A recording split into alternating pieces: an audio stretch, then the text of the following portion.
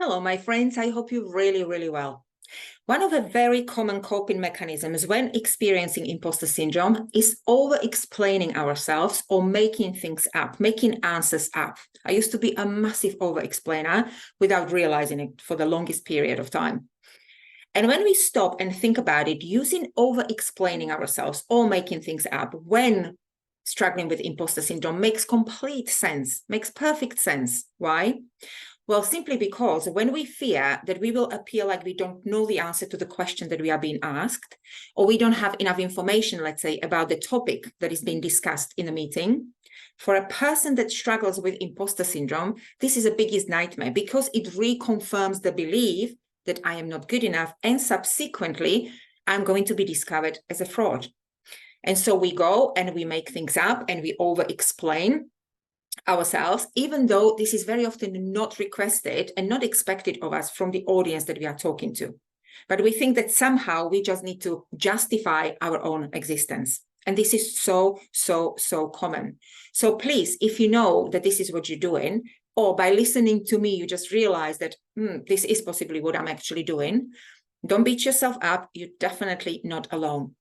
What you do want to start doing is to start being a little bit more self-aware of your behavior and start monitoring and maybe asking some of these questions. How often do I over-explain myself? How often do I make things up when I don't know the answer? When do I do this? Is it in a contact with a particular audience, maybe with my boss, with my peers, or does this show up also in my private personal relationships? Do I do this automatically? Well, if you do, you probably don't realize, maybe until now. Or am I aware that I'm doing this and this has actually become my conscious coping tool?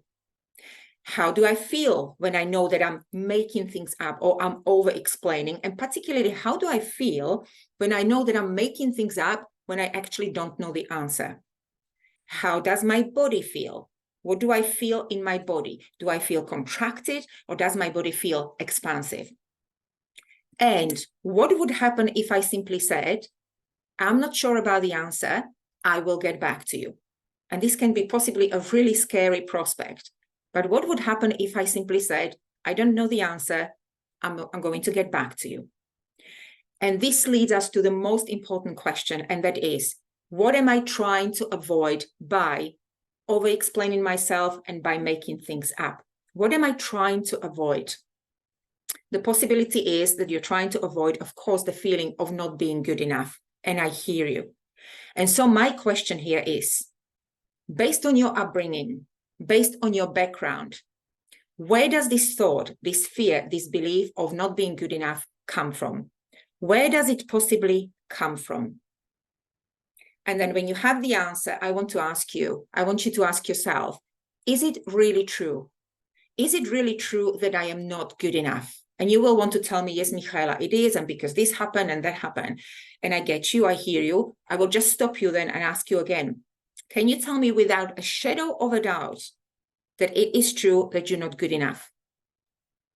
And how would you feel?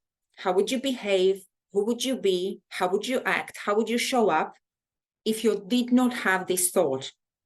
If you didn't have a thought that you were not good enough, how would you feel? How would you show up? What would you do? How would you behave? And I would like to invite you to feel the answer in your body and see what is the reaction in your body when you imagine that you would not actually have this thought of not being good enough.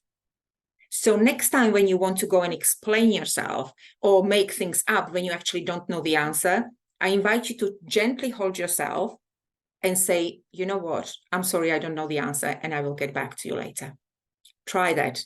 Try to be honest, hold yourself with compassion, and let me know how you go. And I will see you next week. Bye.